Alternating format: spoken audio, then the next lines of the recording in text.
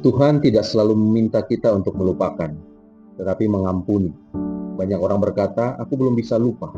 Dan memang ada luka yang tidak mudah hilang dari ingatan. Tetapi Alkitab tidak berkata kita harus melupakan.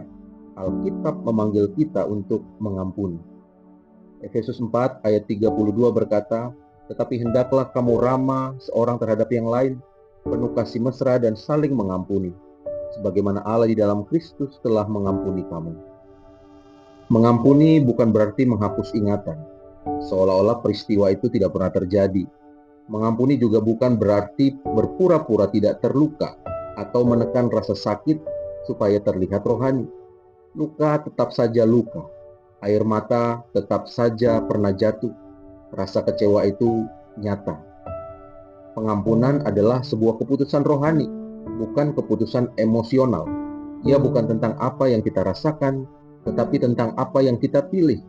Mengampuni berarti memilih untuk tidak membalas, memilih untuk tidak menyimpan dendam, dan menyerahkan hak penghakiman sepenuhnya kepada Tuhan. Kita berkata, Tuhan, Engkaulah hakim yang adil. Aku tidak mau lagi memegang peran itu. Saudara, memang luka mungkin masih terasa, ingatan mungkin belum hilang. Proses pemulihan bisa saja memakan waktu yang cukup lama. Tetapi ketika kita mengampuni, sesuatu yang penting terjadi di dalam hati kita. Kita melepaskan beban yang selama ini mengikat jiwa kita. Kepahitan tidak lagi menjadi rantai yang menyeret langkah-langkah kita. Seringkali kita berpikir bahwa dengan tidak mengampuni, kita sedang menghukum orang yang melukai kita. Kita merasa seolah-olah kemarahan kita adalah bentuk keadilan.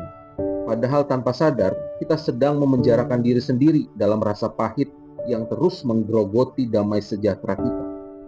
Orang lain mungkin sudah berjalan maju, tetapi hati kita tertinggal di dalam luka yang lama. Saudara, Kristus mengampuni kita bukan karena kita layak, tetapi karena kasih-Nya yang sungguh besar. Di kayu salib, Yesus berkata, "Ya Bapa, ampunilah mereka." Itu bukan karena rasa sakitnya kecil, tetapi karena kasih-Nya jauh lebih besar daripada lukanya. Ia menunjukkan bahwa pengampunan adalah kekuatan, bukan kelemahan. Di Prapaskah, kita diajak untuk meneladani kasih itu.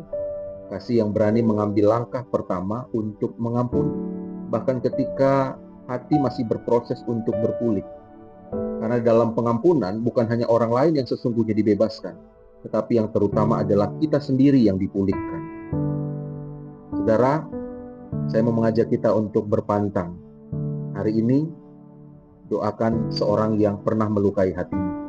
Tidak perlu panjang, cukup sebut namanya di hadapan Tuhan dan katakan, Tuhan, aku mau memilih mengampuni dia. Lalu biarkan Tuhan yang menyembuhkan luka-lukamu. Mari kita berdoa. Tuhan, Engkau tahu luka-luka hatiku. Beri aku hati yang mau mengampuni seperti Engkau sudah mengampuni aku. Pulihkan dan bebaskan aku dari kepahitan. Amin. Saudara, jika renungan ini menyentuh hatimu, bagikan kepada seseorang yang sedang belajar untuk mengampuni. Kita berjalan bersama di dalam perjalanan 40 hari menapaki jalan salib. Sampai jumpa.